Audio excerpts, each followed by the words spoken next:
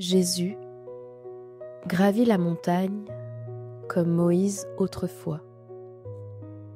Il ne convoque ni les élites, ni les puissants.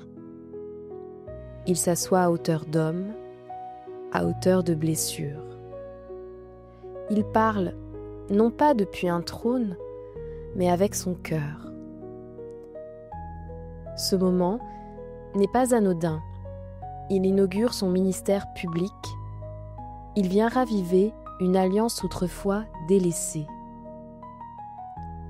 Dans la tradition juive, la montagne est un lieu d'élévation, de révélation, de rencontre avec Dieu. C'est sur ces montagnes que se tissent les alliances éternelles, comme celle du Sinaï, par exemple.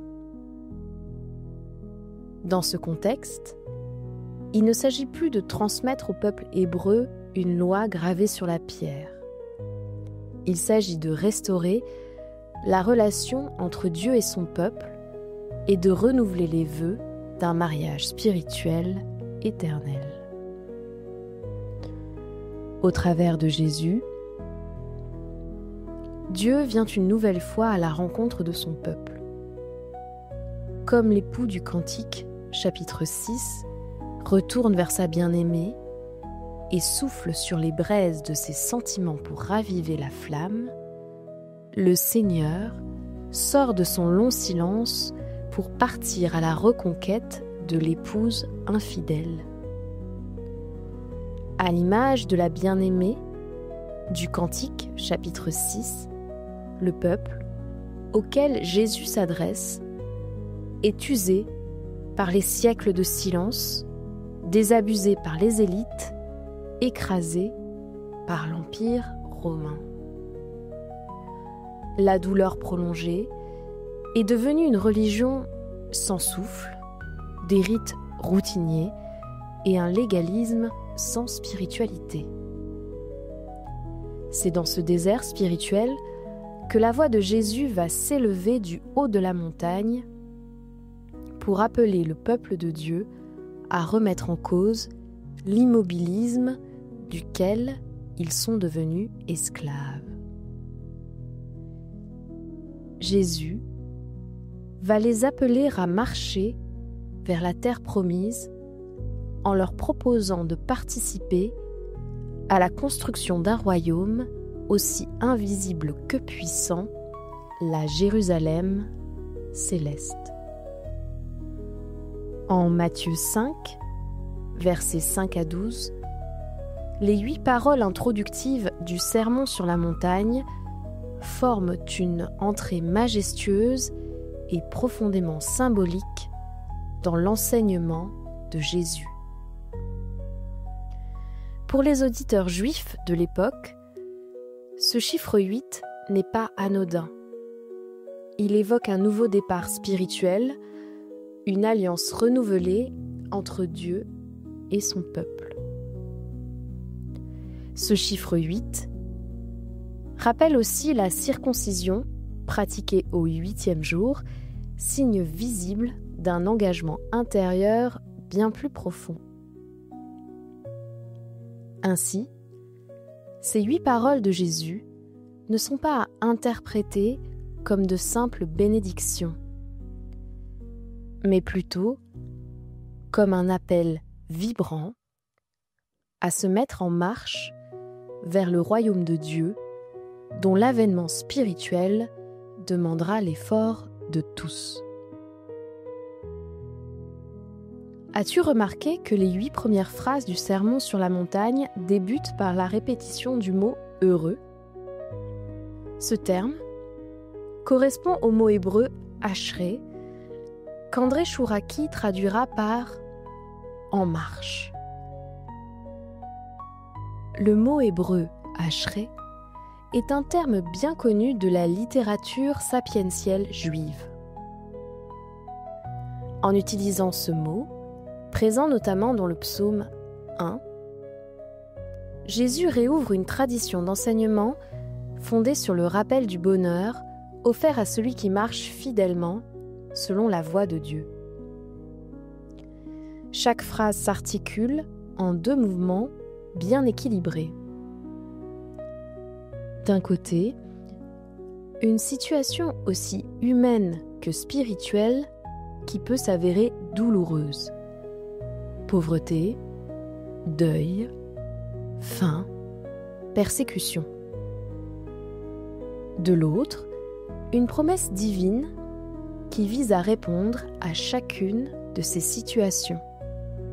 Le royaume, la consolation, l'héritage, la récompense.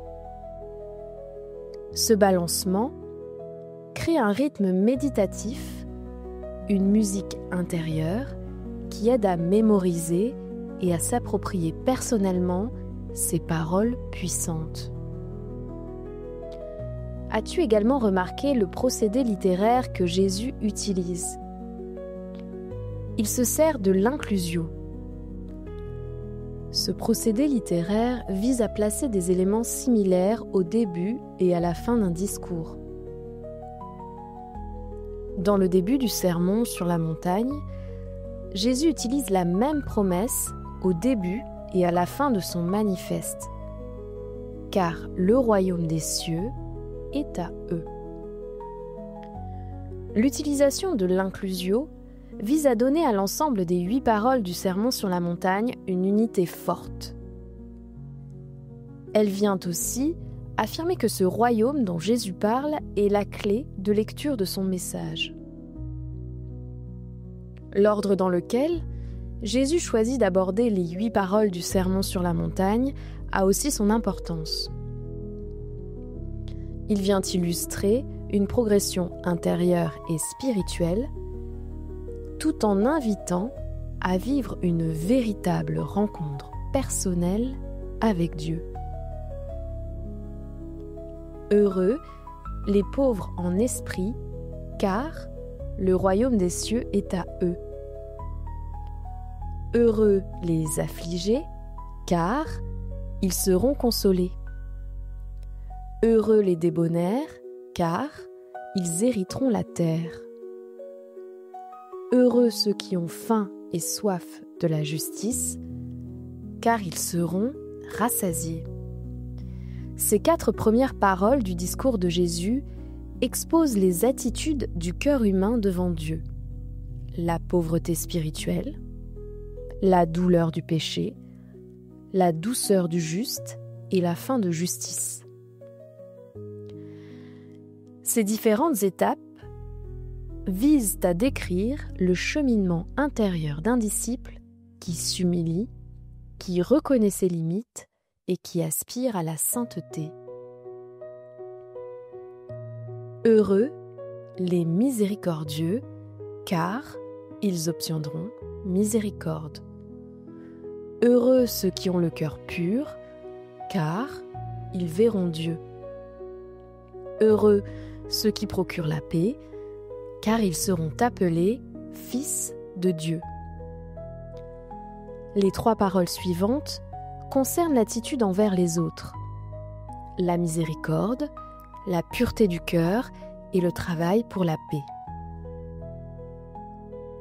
Ces 3 paroles visent à montrer les résultats concrets que produit la transformation intérieure dans la vie du disciple.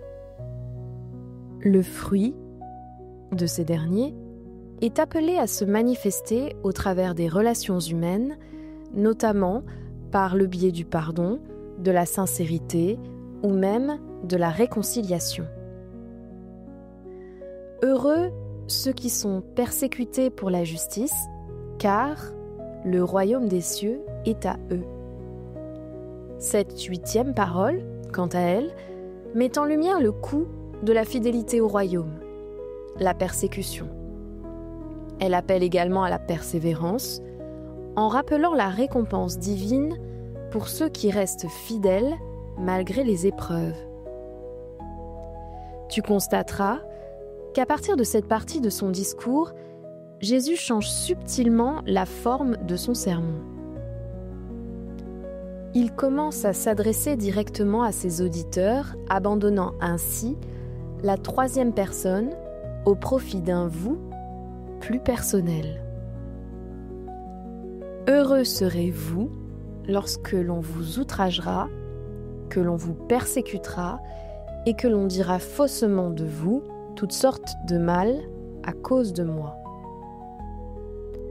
Ce point de bascule transforme l'enseignement dispensé par Jésus en un appel à s'engager librement sur ce chemin vivant et concret. La réalité du royaume devient alors immédiate, vécue au quotidien par ceux qui acceptent de suivre Jésus, quitte à subir rejet et persécution. Cette adresse directe incite aussi à une responsabilité personnelle et collective, encourageant le peuple d'Israël à changer de paradigme spirituel. Le sermon sur la montagne devient alors une invitation à graver la loi du Sinaï dans les cœurs et à se mettre en ordre de marche pour participer à la construction d'un royaume aussi puissant qu'invisible. Après avoir invité le peuple d'Israël à se mettre en marche, vous êtes le sel de la terre. Mais si le sel perd sa saveur, avec quoi la lui rendra-t-on ? Il ne sert plus qu'à être jeté dehors et foulé aux pieds par les hommes. Vous êtes la lumière du monde. Une ville située sur une montagne ne peut être cachée. Et on n'allume pas une lampe pour la mettre sous le boisseau, mais on la met sur le chandelier et elle éclaire tous ceux qui sont dans la maison. Que votre lumière luise ainsi devant les hommes, afin qu'ils voient vos bonnes œuvres et qu'ils glorifient votre Père qui est dans les cieux. Les paroles que Jésus prononce n'ont pas pour objectif de flatter, mais plutôt de rappeler une vocation oubliée. Le peuple d'Israël, jadis porteur d'une alliance brûlante, s'est vu refroidi par une oppression aux multiples facettes. Celle de Rome, celle de sa propre religion devenue un carcan, ainsi que celle causée par les multiples errances spirituelles encouragées par le contact avec des divinités étrangères. Le sel symbolise l'alliance. Et il rappelle le verset 13 en Lévitique 2. Tu mettras du sel sur toutes tes offrandes, tu ne laisseras point ton offrande manquer de sel, signe de l'alliance de ton Dieu, sur toutes tes offrandes tu mettras du sel. Le sel, dont il est question dans ce verset, fait référence à ce qui donne du goût aux offrandes faites à Dieu et aussi à ce qui les préserve de la contamination extérieure. Le sel sans saveur est une image parlante d'une foi qui a perdu son feu, résultat d'une alliance qui a été négligée. Être le sel de la terre, ici, consiste à se rappeler que l'alliance établie entre le Seigneur et les patriarches conserve sa saveur uniquement si elle fait vibrer le cœur du peuple d'Israël. Rappelons-nous que, lors du sermon sur la montagne, Jésus s'adresse à un peuple qui a été humilié par des dominations étrangères successives. À travers ses propos, il cherche à les rassurer et à les encourager en leur disant simplement « Vous avez encore du goût, ne vous laissez pas abattre, activez votre foi et remettez-vous en marche. » Par ces paroles, Jésus cherche à rappeler au peuple son identité spirituelle oubliée et à rallumer cette passion pour Dieu qui faisait vibrer son cœur autrefois. Par l'expression « Vous êtes la lumière du monde », Jésus a conscience qu'il ne s'adresse pas à des fidèles passionnés de Dieu, mais à des cœurs que les réalités quotidiennes et les désillusions successives ont refroidi. Il ne cherche pas non plus à s'adresser à des héros spirituels, mais plutôt à des endeuillés, des affamés de justice, des doux, des brisés, des Nathanaël. Jésus cherche à leur faire comprendre que rallumer la flamme spirituelle de leur cœur ne consistera pas à chercher à réanimer la ferveur passée, mais plutôt à accepter que même une braise fumante peut encore alimenter ce qui deviendra plus tard un grand feu. Jésus appelle le peuple d'Israël à se réveiller, à sortir de l'engourdissement spirituel pour partir à nouveau à la rencontre de leur premier amour, celui qui leur a tout donné au mont Sinaï, l'Éternel. Jésus donne du sens à ce discours sur la montagne en Matthieu 5, versets 17 à 18. Jésus se positionne comme celui qui viendra apporter un souffle nouveau à ce mariage spirituel entre le peuple hébreu et son Dieu. Ne croyez pas que je sois venu pour abolir la loi ou les prophètes. Je suis venu non pour abolir, mais pour accomplir. Car je vous le dis en vérité, tant que le ciel et la terre ne passeront point, il ne disparaîtra pas de la loi un seul iota ou un seul trait de lettre jusqu'à ce que tout soit arrivé. Le message est clair. Jésus ne supprimera pas la loi, mais il montrera comment la mettre en pratique en respectant ce que Dieu avait voulu en la transmettant à Moïse. Ce sermon sur la montagne n'est pas un nouveau code moral. C'est non seulement un appel à penser les lois mosaïques différemment, mais également une brèche pensée pour venir ébranler un mur de certitude. Ici, Jésus n'invite pas à mieux faire, mais à mieux aimer. Il dit « en marche ». Et cette marche est celle d'une humanité qui accepte de sortir de ses peurs, de ses idolâtries sécurisantes et de ses refuges religieux. Jésus rappelle que la foi, au fond, n'est pas une position à défendre, mais plutôt un chemin à emprunter. Il met en garde contre la seule manière de perdre ce feu intérieur, cesser de marcher. Car c'est uniquement dans le mouvement que la flamme de la foi peut être ravivée pour restaurer un mariage brisé. Au fil des siècles, le peuple hébreu a cherché à atteindre un idéal, celui de la pureté rituelle et du perfectionnisme spirituel. Cette recherche de perfection s'est transformée peu à peu en un club spirituel réservé aux élites religieuses au sein duquel la grâce divine ne circule plus librement.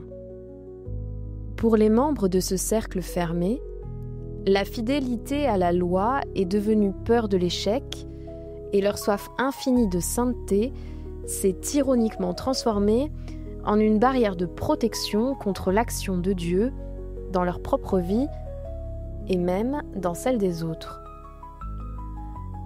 Ce phénomène est une dérive spirituelle encore actuelle qui porte un nom, le légalisme. Le terme « légalisme » désigne l'attitude de quelqu'un qui cherche à mériter Dieu, à garantir sa présence par la performance religieuse. Cette performance religieuse peut prendre plusieurs formes, comme la prière ostentatoire pour être vue des hommes, la récitation vide de sens de prières répétitives, le jeûne affiché pour impressionner, la générosité exhibée dans le but d'attirer la gloire humaine, ou encore la confiance excessive dans les biens matériels au lieu de chercher la richesse spirituelle.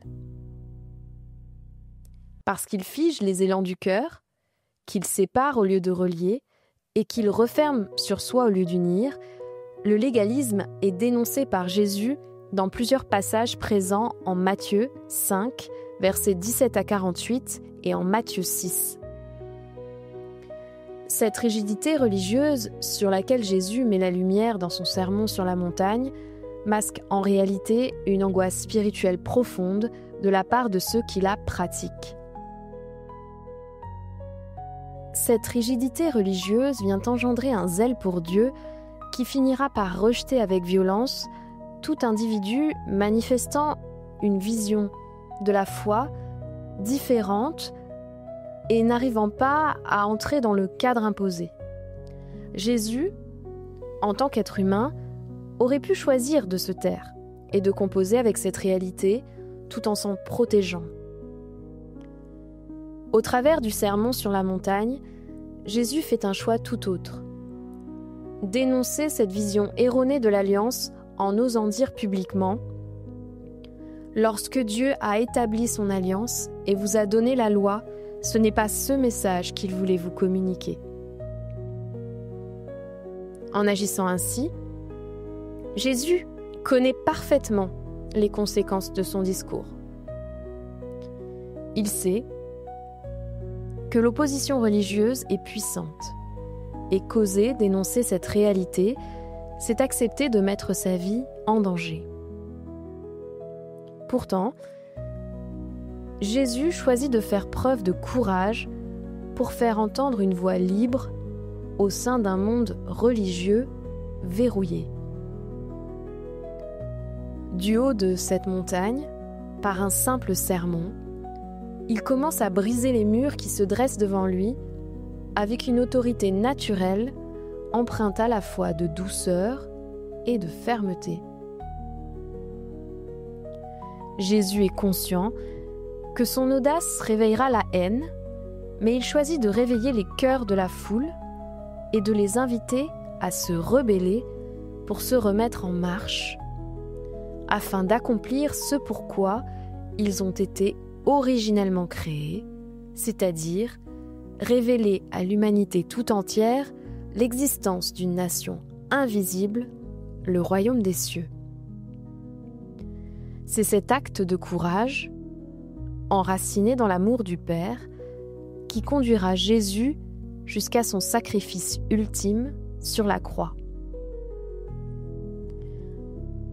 Ce discours sur la montagne n'est pas un simple manifeste spirituel, mais un acte de restauration d'un mariage malmené, le renouvellement des vœux entre Dieu et son peuple, et un appel profond à sortir de la peur, du formalisme et de l'entre-soi spirituel.